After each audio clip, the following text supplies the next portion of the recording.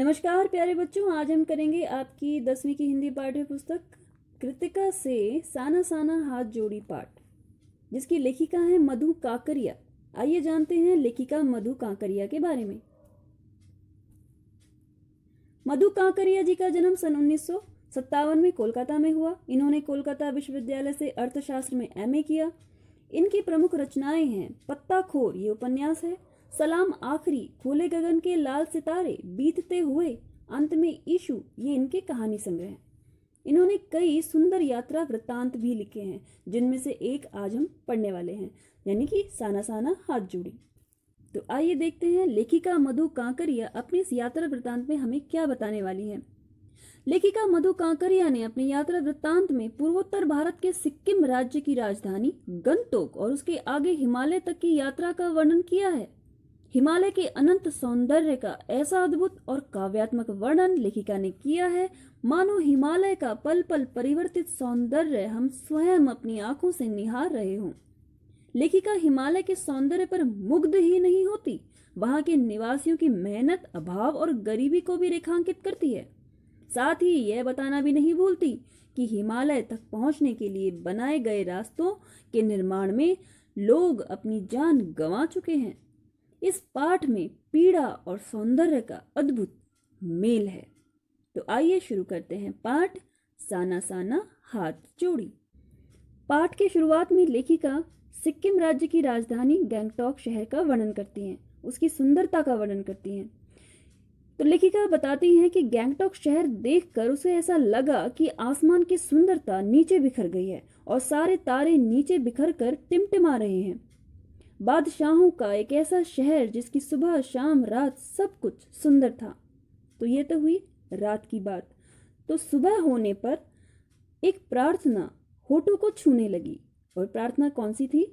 साना साना हाथ जोड़ी गर्दहु प्रार्थना, हामरो जीवन तिमरो कौशली, यानी कि छोटे छोटे हाथ जोड़कर प्रार्थना कर रही हूं कि मेरा सारा जीवन अच्छाइयों को समर्पित हो। लेखिका ने प्रार्थना के ये बोल आज सुबह ही एक नेपाली युवती से सीखे थे। सुबह युमथांग के लिए निकलना था, किंतु आंख खुलते ही लेखिका बालकनी की ओर भागी, क्योंकि लोगों ने बताया था कि यदि मौसम साफ हो तो बालकनी से ही हिमालय की तीसरी सबसे ऊंची चोटी कंचनजंगा दिखाई देती है। किंतु पिछले वर्ष की तरह आज भी आसमान हल्के हल्के बादलों में ढका था। कंचनजंगा तो दिखाई नहीं दी। सामने ही अनेक तरह तरह के रंग बिरंगे इतने सारे फूल दिखाई दिए, लेखिका को लगा मानो फूलों के बाग में आ गई है। तो युमथांग गंगटोक से 149 किलोमीटर की दूरी पर था, जिसके बारे में लेखिका के ड्राइवर कम गाइड जितेन नार्गे ने बताया कि सारे रास्ते में हिमालय की गहनतम घाटियां और फूलों से लदी वादियां मिलेंगी। और लेखिका ने पूछा था कि क्या वहां बर्फ मिलेगी, तो लेखिका वहां बर्फ देखना चाहती है। तो आइए देखते हैं उनके आगे के सफर में उन्हें बर्फ देखने को मिलेगी या नहीं। तो अब लेखिका अपना युमथांग का सफर शुरू करती हैं। तो युमथांग के रास्ते में जगह जगह पाइन और धूपी के खूबसूरत नुकीले पेड़ों का जायजा लेते हुए पहाड़ी रास्तों पर वे आगे बढ़ने लगे। रास्ते में शांति और अहिंसा की प्रतीक के रूप में एक कतार में, यानी कि एक लाइन में लगी सफेद रंग की 108 मंत्र लिखित पताकाएं भी दिखाई दी, जिनके बारे में नार्गे ने बताया था कि यहाँ बुद्ध, यानी कि महात्मा बुद्ध की बड़ी मान्यता है। जब भी किसी बुद्धिस्ट की मृत्यु होती है तो उसकी आत्मा की शांति के लिए शहर से दूर किसी पवित्र स्थान पर 108 पताकाएं फहरा दी जाती हैं, लेकिन इन्हें उतारा नहीं जाता है। ये अपने आप ही धीरे धीरे नष्ट हो जाती हैं। और कई बार किसी नए कार्य की शुरुआत में भी ऐसी ही पताकाएं फहरा दी जाती हैं, पर वे रंगीन होती हैं। नार्गे बोले जा रहा था। तो अब रास्ते में आगे कवि लॉन्ग स्टॉक, ये एक जगह का नाम है, ये आया। तो जितेन इसके बारे में भी बताया कि यहाँ गाइड फिल्म की शूटिंग हुई थी।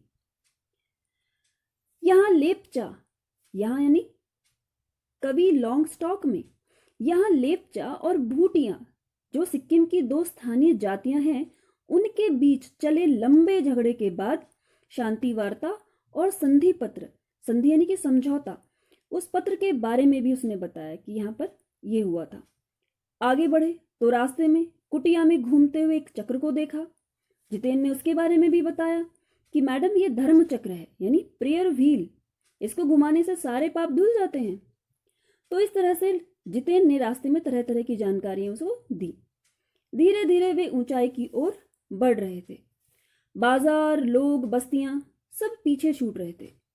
अब परिदृश्य से चलते चलते स्वेटर बुनती नेपाली युवतियां और पीठ पर भारी भरकम कार्टून ढोते बोने से दिखते बहादुर नेपाली ओझल हो रहे थे। अब नीचे देखने पर घाटियों में ताश के घरों की तरह पेड़ पौधों के बीच छोटे छोटे घर दिखाई दे रहे थे, और हिमालय भी अब छोटी छोटी पहाड़ियों के रूप में नहीं, बल्कि अपने विराट रूप एवं वैभव के साथ सामने आने वाला था। न जाने कितने दर्शकों, यात्रियों का काम्य हिमालय, पल पल परिवर्तित हिमालय। और देखते देखते रास्ते वीरान, संकरे और जलेबी की तरह घुमावदार होने लगे। हिमालय अब बड़ा होते होते विशालकाय होने लगा। पर्वतों के बीच और घाटियों में ऐसा लग रहा था जैसे वे किसी सघन हरियाली वाली गुफा के बीच हिचकोले खाते निकल रहे हों। इस असीम बिखरी सुंदरता को देखकर सैलानी झूम झूम कर गा रहे थे, सुहाना सफर और ये मौसम हसीन, इस तरह का ये गाना गा रहे थे खुश होकर। किंतु लेखिका एक ऋषि की तरह शांत थी। वह सारे दृश्य को अपने भीतर भर लेना चाहती थी। वह जीप की खिड़की से आसमान को छूते पर्वत शिखरों को देखती थी, और कभी ऊपर से दूध की धार की तरह झरझर गिरते झरनों को देखती, और कभी चांदी की तरह चमकती तिस्ता नदी के सौंदर्य को देखती। और इस तरह से वह सारे सौंदर्य को अपने भीतर भरती जा रही थी। और तभी जीप एक जगह रुकी। खूब ऊंचाई से पूरे वेग के साथ ऊपर शिखरों के भी शिखर से गिरता फेन उगलता झरना, यानी कि झाग से भरा हुआ झरना, जिसका नाम था 7 सिस्टर्स वाटरफॉल। इसके सौंदर्य को सैलानी अपने अपने कैमरों में कैद कर रहे थे, तो सभी लोग उसकी फोटो खींचने लगे। लेखिका ने जीप से उतरकर किसी अभिशप्त राजकुमारी की तरह एक पत्थर के ऊपर बैठकर बहती जलधारा में पांव डुबोया, तो लगा भीतर तक भीग गई। मन काव्यमय उठा, सत्य और सौंदर्य को छूने लगा। तो लेखिका ने जैसे ही उस तिस्ता नदी में उसकी जलधारा में पैर डुबोया, तो वह भीतर तक भीग गई और उसका मन बहुत ही आनंदित हो गया, यानी कि वह बहुत प्रसन्न हो गई। तो उसको लगा कि जीवन का जो सच है वो यही है, और जो सुंदरता है वो इससे ज्यादा और कहीं देखने को नहीं मिल सकती। तो इस तरह से उसका मन सत्य और सौंदर्य को छूने लगा। लेखिका को लगा कि उन अद्भुत क्षणों में जीवन की शक्ति का एहसास हो रहा है। वह स्वयं भी देश और काल की सरहदों से दूर बहती धारा बन बहने लगी, और वह भूल गई कि वह कहाँ है, किस समय है, क्या चल रहा है, और वह उस बहती हुई धारा के साथ स्वयं को बहता हुआ सा महसूस करने लगी। तो भीतर की सारी तामसिकताएं और दुष्ट वासनाएं निर्मल धारा में बह गईं। तो उसके मन में जो भी बुराइयां थी, जो भी दुष्ट वासनाएं थी, दुर्वासनाएं थी, वे सब चली गई उस बहती हुई धारा के साथ। मन हुआ कि अनंत समय तक ऐसे ही बहती रहे, सुनती रहे उस झरने की पुकार को। पर इतने में जितेन उसे ठेलने लगा। तो उसका मन तो ये था कि वह वैसे ही बैठी रहे और बस ऐसी ही उस सुंदरता का आनंद लेती रहे। लेकिन जितेन आ गया और उसने कहा कि आगे इससे भी सुंदर नज़ारे मिलेंगे। तो वह वहां से लेखिका को उठाने लगा। तो लेखिका अनमनी सी उठी, और थोड़ी देर बाद वैसे ही खूबसूरत नज़ारे, आत्मा और आंखों को सुख देने वाले नज़ारे देखने को फिर से मिले। लेखिका को आश्चर्य हो रहा था कि पल भर में ब्रह्मांड में कितना कुछ घटित हो रहा था, कि सतत प्रवाहमान झरने, नीचे बहती हुई तिस्ता नदी, सामने उठती धुंध, ऊपर मंडराते आवारा बादल, और धीमी धीमी हवा में हिलोरे लेते हुए प्रियुता और रोडोडेंड्रो के फूल, सब अपनी अपनी लय में बहते हुए मानो कह रहे हों, चेरेवती चेरेवती, यानी कि चलते रहो चलते रहो। यह देख लेखिका को एहसास हुआ कि जीवन का आनंद है यही चलायमान सौंदर्य, यानी कि जहां हम देखते हैं कि प्रकृति में सारी चीजें चल रही हैं अपनी अपनी लय में, अपनी अपनी गति में। लेखिका के लिए ये एक बहुत ही खूबसूरत एहसास था। इस सौंदर्य को देखकर लगा कि आत्मा की सारी खिड़कियां खुलने लगी और वह सचमुच ईश्वर के निकट है। और सुबह सीखी हुई प्रार्थना फिर होठों को छूने लगी। और प्रार्थना कौन सी थी? साना साना हाथ जोड़ी, आमरो जीवन तिमरो कोसेली। अब आगे है मातृत्व और श्रम साधना। अपनी इस यात्रा में लेखिका ने और क्या देखा? लेखिका अभी इस अद्भुत सौंदर्य में डूबी हुई थी कि एकाएक लेखिका के मन में सौंदर्य का अति इंद्रिय संसार खंड खंड हो गया।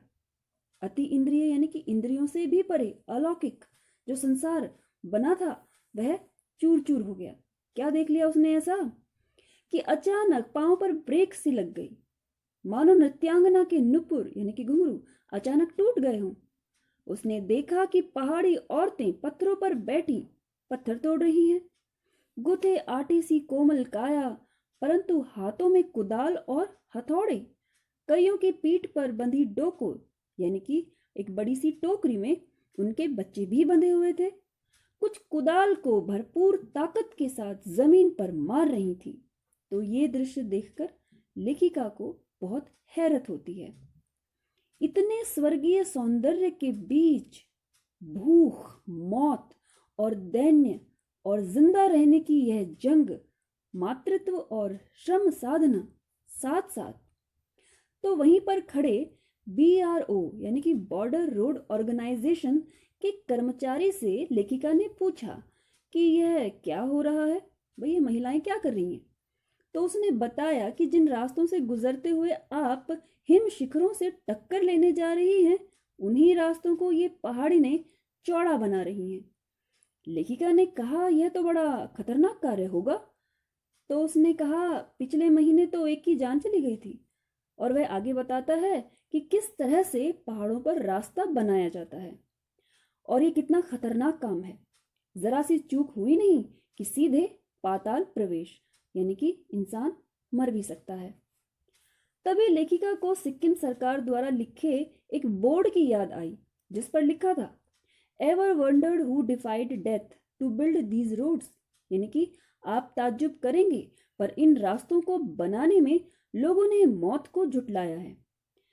यह याद कर लेखिका का मानसिक चैनल बदल गया। उसे गुमला और पलामू के जंगलों की याद आ गई, यानी कि गुमला और पलामू जंगल। और उसने वहां क्या देखा था? उसने वहां देखा था कि पीठ पर बच्चे को कपड़े से बांधकर पत्तों की तलाश में वन वन डोलती आदिवासी युवतियों के फूले हुए पैर और पत्थर तोड़ती इन पहाड़ियों के हाथों में पड़ी गांठें। दोनों एक ही कहानी कहते हैं कि आम जिंदगी की कहानी हर जगह एक सी है, यानी कि आम जनता की कहानी हर जगह एक सी है।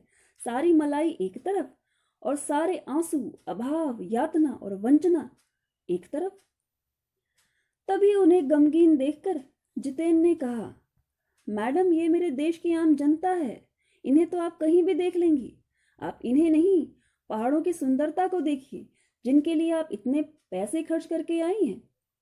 किंतु लेखिका मन ही मन सोच रही थी कि ये देश की आम जनता नहीं है, जीवन का संतुलन भी है। कितना कम लेकर समाज को कितना अधिक वापस लौटा देती है।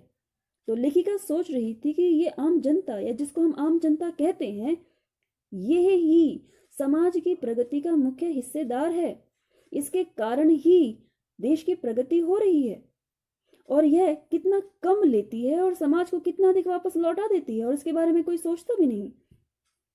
तो तभी लेखिका ने देखा कि वे श्रम सुंदरियां यानी कि वे महिलाएं जो पत्थर तोड़ रही थी किसी बात पर खिलखिलाकर हंस पड़ी और ऐसा लगा कि जीवन लहरा उठा हो, सारा खंडहर ताजमहल बन गया हो